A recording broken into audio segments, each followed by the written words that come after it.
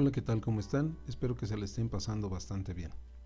El día de hoy el tema es el impuesto a la utilidad según la norma de información financiera D4. Este material está relacionado con el caso práctico 1 del material proporcionado por su servidor en la plataforma de Poli Virtual para el nivel superior y posgrado. El procedimiento es el siguiente. Hay que partir de los valores contables para llegar a los valores fiscales. 2. Determinar el total de las diferencias temporales deducibles y el total de las diferencias acumulables. 3. Multiplicar el total de diferencias temporales deducibles y acumulables por la tasa de ISR vigente, obteniendo así el activo por impuesto diferido y el pasivo por impuesto diferido. 4. Comparar el activo por impuesto diferido contra el pasivo por impuesto diferido, restándole el importe mayor al menor. Si el activo por impuesto diferido es mayor al pasivo por impuesto diferido, se obtuvo un activo por impuesto diferido y esto disminuye el impuesto a la utilidad, incrementando la utilidad del ejercicio. Si el pasivo por impuesto diferido es mayor al activo por impuesto diferido, se obtiene un pasivo por impuesto diferido y aumenta el impuesto a la utilidad, disminuyendo la utilidad del ejercicio. 5. Debemos elaborar el asiento contable y aplicarlo en el estado de resultados y en el estado de situación financiera. 6. Determinar la tasa efectiva del impuesto. 7. Elaborar la nota a los estados financieros de los efectos de la NIF D4. Apliquemos entonces el procedimiento para determinar el impuesto a la utilidad. Hay que comparar los valores contables contra los valores fiscales. Es bien importante que empecemos por valores contables para llegar a los valores fiscales y no tengamos problema al momento de determinar las diferencias temporales acumulables y deducibles. Apliquemos entonces las reglas de oro para la NIF D4. Primera regla: tratándose de cuentas de naturaleza deudora, para que podamos incrementar el saldo de la cuenta se requiere de un cargo. Si necesitamos disminuir el saldo de la cuenta, se requiere de un abono. Regla 2. Tratándose de cuentas de naturaleza acreedora, para incrementar el saldo de la cuenta se requiere de un abono. Para disminuir el saldo de la cuenta, se requiere de un cargo. Pasemos a nuestro papel de trabajo. En el papel de trabajo estamos haciendo la comparación del valor contable con el valor fiscal. Debemos de llegar del valor contable al fiscal. En las primeras dos cuentas, efectivo y su equivalente, y cuentas por cobrar, no tenemos diferencia entre los valores. Pero tratándose de la cuenta complementaria de activo, deterioro de cuentas por cobrar, sí hay una diferencia. Contable 125, fiscal es 0. Como se trata de una cuenta de naturaleza acreedora, para poderla dejar en 0, entonces requerimos de un cargo. Esto nos representa una diferencia temporal deducible. En impuestos por recuperar no tenemos diferencia, pero sí en el inventario. Partimos de 1.000.000 y debemos de llegar a 1.160.000. Como se trata de una cuenta de naturaleza deudora, requerimos de un cargo para poderlo incrementar. Entonces, ese cargo nos representa una diferencia temporal deducible.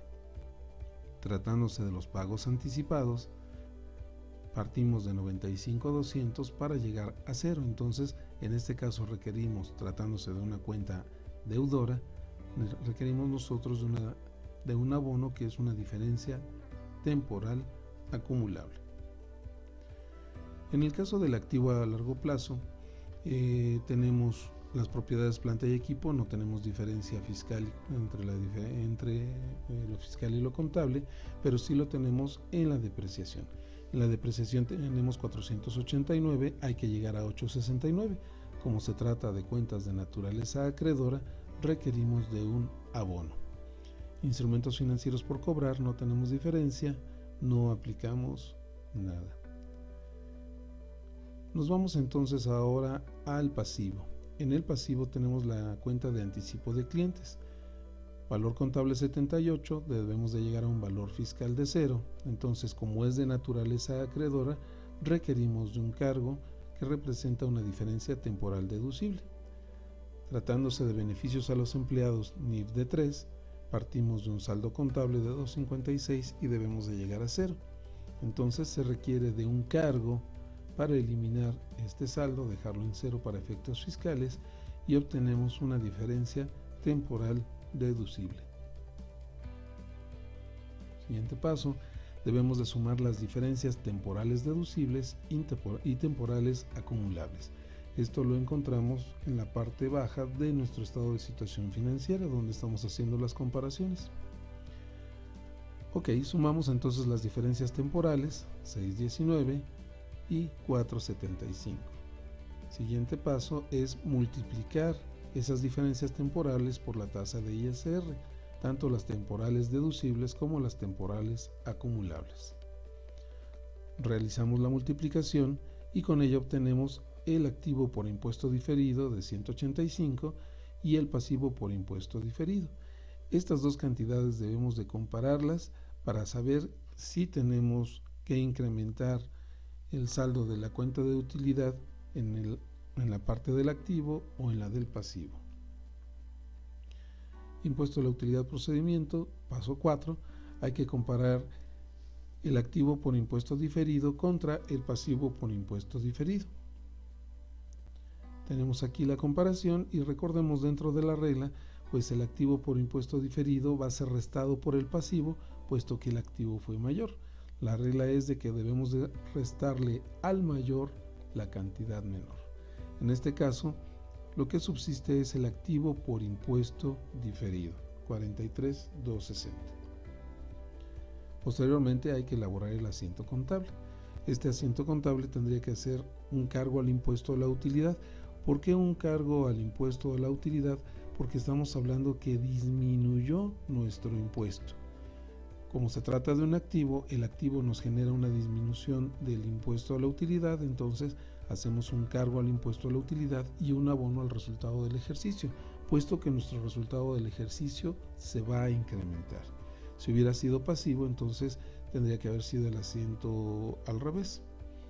Cargo al resultado con abono al impuesto a la utilidad diferido, pero en este caso pasivo. Como nos atañe, el impuesto a la utilidad diferido se carga y el resultado del ejercicio se abona. Tendremos que aplicar este asiento contable ahora en el estado de resultados. Como ya lo platicamos, entonces se trata de una disminución del impuesto a la utilidad. Teníamos 415, hay que disminuirlo por 43 y queda nuestro impuesto a la utilidad disminuido con el importe de 372,085. Seguimos aplicando el asiento contable ahora en el estado de situación financiera. Este se ubica aquí en activo a largo plazo, impuesto a la utilidad diferido, que es un activo, entonces debemos hacerle un cargo por 43,260. Tendremos que reconocer entonces la otra parte del asiento contable en el capital. ¿Por qué? Porque se trata del resultado del ejercicio. Teníamos 1,095,000 y va a disminuir en 43,260, quedando en 1,138,000. Como se dan cuenta, pues se incrementó entonces la cuenta de el impuesto a la utilidad en la parte del activo y se disminuyó, o mejor dicho, se incrementó en el resultado del ejercicio. Quedamos con 1,138,000 en vez de 1,095,000. Ahora tendremos que determinar la tasa efectiva de impuesto. Sabemos que la tasa de impuesto sobre la renta es del 30%, pero ya aplicándolo directamente a nuestra utilidad del ejercicio, realmente cuánto pagamos de impuesto. Esto se calcula dividiendo el impuesto causado en el periodo, que son 415, agregándolo, restándole el impuesto diferido, en este caso se disminuye, y nuestro impuesto a la utilidad queda en 372. Estos 372 hay que dividirlo entre la base, por así decirlo, que sería nuestra utilidad antes de impuestos a la utilidad de 1,510,000 y nuestra tasa efectiva de impuesto es del 24%. Entonces nos damos cuenta que sí aplicamos tasa del 30% para efectos fiscales, pero contablemente nos repercutió en un 24,6358%. Elaboremos ahora las notas a los estados financieros. En las notas, ¿qué debemos de especificar? Primero, cómo se integra la cuenta del impuesto a la utilidad. Es nuestro impuesto causado, más menos el impuesto diferido que nosotros acabamos de calcular, y con eso obtenemos el impuesto a la utilidad. Después debemos de establecer que la tasa del impuesto diferido es del 30% y es la que está vigente en el ejercicio en que estamos haciendo el cálculo de la NIF de 4.